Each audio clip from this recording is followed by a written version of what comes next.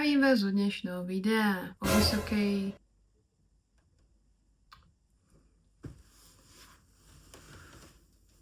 No čauko! Zdravím vás, vážení diváci. Ako ste sa mali? Dúfam, že dobre. Konečne prišiel tento moment a dáme si tu môj rok na vysokej škole. Ak by niekto chcel lepšie infošky, stačí sa pozrieť do karty a kliknúť na videjko. Keby dá čo toto je hrebeň. OK. Na začiatok chcem klasicky povedať, že sa to týka mojej školy, mojej fakulty, mňa. A každá iná škola a každá iná fakulta môže byť iná. A taktiež je každý človek to môže vnímať inak. No takže... Ja som si vybrala študovať ekonomiku. Akého dôvodu? Nepýtajte sa ma. Každý niekedy robíme zaujímavé rozhodnutia. Prvý semester bol fajn. Začínali sme neskôr, hneď som si našla kamarátov. Zároveň sme sa pomaly ani neučili. Učitelia nám povedali pokyny, ako absolvovať predmet, ako sa volajú, čo sa tam bude diať. A potom povedali bye bye, sayonara, tam sú dvere a choďte. A že dobre, súhlas. To je taká klasika vysokých škôl, na mojej, takže jo, užívam si to. Ako kedy. A samozrejme to, že to spravia nejakí učitelia, neznamená, že to spravia všetci. Z niektorých predmetov sme išli na ostro, napríklad z matiky. Tam typka už chcela, no ideme si preopakovať percentá, či viete. Nevyvolala ma našťastie. Takže áno, prvý týždeň býva väčšinou voľný, alebo teda taký voľnejší a je to fajné. Ak medzi tým nemáte 6 hodinovú fugu, potom to už také fajné není. Ale to si povie potom. Poviem vám úprimne, prvý semester som brala seriózne a snažila som sa. Seminárku, no problémo, spíšem peknú, dizajnovú, nech sa páči. Naučiť, no problémo, zrobíme vybavenú a v celku keď strašili, nemôžete meškať, lebo hneď vám dám nahradiť tú hodinu, nemôžete veľakrát chýbať, vždy všetko musí byť na čas. Tak som tak aj berala. Dobrá, to sme ide vtedy budem vystupovať, kým tam dojde, to bude toľko a hento a stihnem to, keď dám na Rutorán. Ale bude to fajn. Takže áno, na začiatku som sa viac snažila, viac učila, viac sa pripravovala, možno ich brala vážne.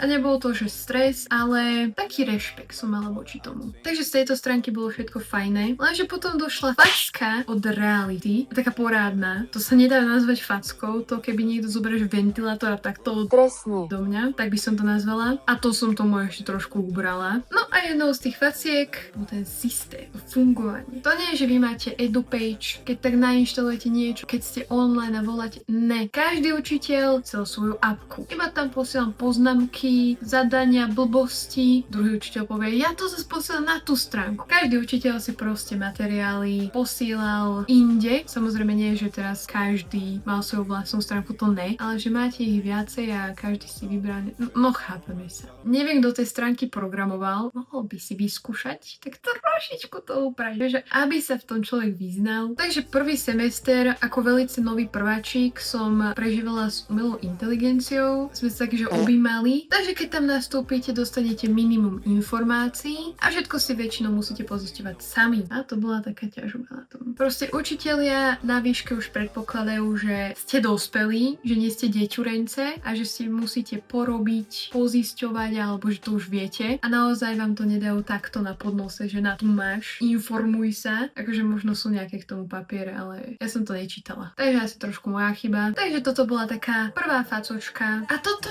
zase druhá facočka. Človek má pocit, že nemusí robiť, že nič. Človek si myslí, že má všechen čas sveta, lebo v podstate sa nemusíš učiť, spravíš iba pár seminárok, možno sa nájde nejaký predmet, kde sa musíš učiť priebežne na každú hodinu, napríklad z matiky. Lenže potom dojde skúškovo-zápočtové obdobie, zápočtovo-skúškové skôr, a tam už to ide. Jeden zápočet za druhým, 3 v jeden deň. Ak si nespravil, tak ďalšia robota navyše, potom sú ďalšie predtermíny a potom už pomaly idú skúšky, no katastrofa. Ale v pohode prežila som. Všetky skúšky som si dala do jedného týždňa, spravila som ich na prvýkrát. Niektoré učitelia boli úplne zlatička a niektoré už neboli také zlatička. No a teďko druhý semester. Druhý semester fungoval podobne ako prvý semester. Na začiatku sme mali voľnejší týždeň, s tým, že keď týpka skončila hodinu, po pár minútach som mala fugu, že 6 hodín. Taký fun fact, ako som spomínala v inom videu, vy si viete nahrádzať hodiny.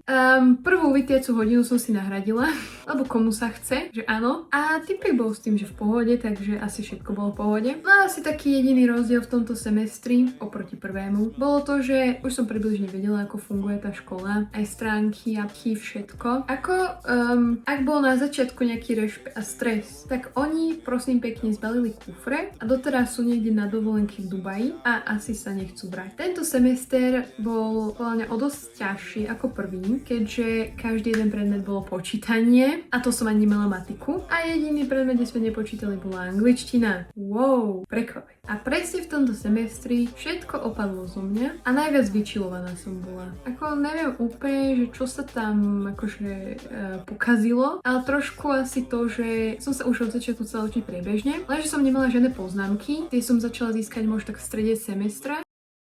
Nevadí. Ale čo ma viac iritovalo, boli tie fugy. My sme prosím pekne mali, že 3,5 hodinu fugu. S tým, že keď sme skončili skôr, tak to boli aj 4 hodiny. A toto sa nekonalo, že raz za 2 týždne, ale každý týždeň aspoň 2-3 krát. Takže ja som si v tento semester asi najviac nahrádzala hodiny, alebo sa snažila na nich neísť, lebo to bola katastrofa. Ak ste samozrejme ako ja a neradi strácať čas. Ak vám to je jedno, tak potom no problémov. A ohľadne nahrádzania predmetov, tak niektorým učiteľom si napísal, odpísali, že OK, môžeš ísť. Niektorí tiež vôbec neodpísali, a iba si tam došiel. Potom sa mi oddiela taká situationa, kde som si prvýkrát išla nahradiť predmet aj s kamoškou a typka hneď. A to čo ste mali ako za problém, že ste nemohli dojsť na tú vašu hodinu? To ako to sa mi toto nepáči. Keby si to nahrádzame už štvrtýkrát, ja to chápem. Ale my sme si to nahrádzali, že prvýkrát. A to, že na jej hodinu došlo málo ľudí, to naozaj nie je naša chyba a nemala si na nás vybiť zlosť, lebo čo my s tým máme? Nič. Alebo to, že sme mali hodinu a tento predmet napríklad ani neprešiel okolo mňa počas mojej existencie a typka nám iba vysvetlila to učivo a hneď, že vyvolávam, ideme postupne. Ja opäť, že bože, tam sedím, že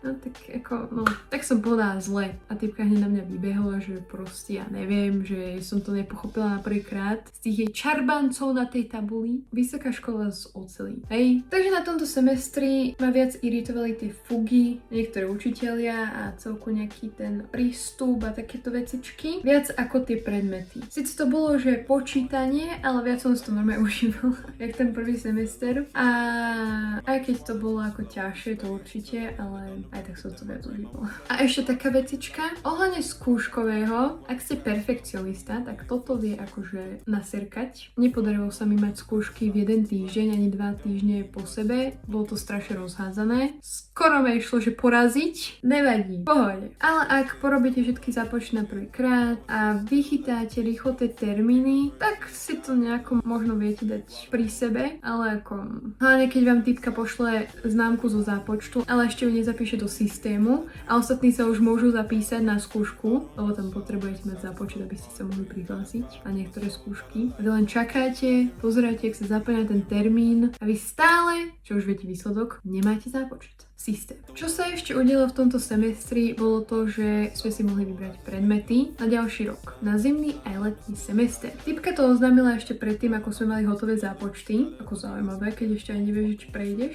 A mali sme na to nejaké 2 týždne. Tak sme si povyberali a nejako to išlo. Všetky informácie som sa dozvedela od kamarátov, lebo zase nikto nič nepovedal. Ale že potom v posledný deň, kedy sa to už uzatváralo, typka zrobila skupinu, dali sme meet, to som si myslela, že tam musím dojsť IRL, ale našťastie to bolo online a povedala nám tie najdôležitejšie informácie. Ďakujem. A áno, taká informácia, vy si môžete vybrať hociaký predmet z hociakej fakulty. Nemusí to byť iba z vašej fakulty. Inak kámo typka, že povinne voliteľné predmety si vyberte, lebo tie súvisia s vami. Aha. Ako súvisí nejaký predmet s rastlinami s ekonomikou? To mi vysvetlí, že ako funguje fotosyntéza v procese, ako mravce dílujú omrvinky, legálne, nelegálne. A zároveň tento predmet bol pokračovaním z predošlého semestra, takže keby ste sa na to prihlásili, bola by to ťažobá, lebo nemáte tie predošlé info a chápeme sa. A taká čerešňa na koniec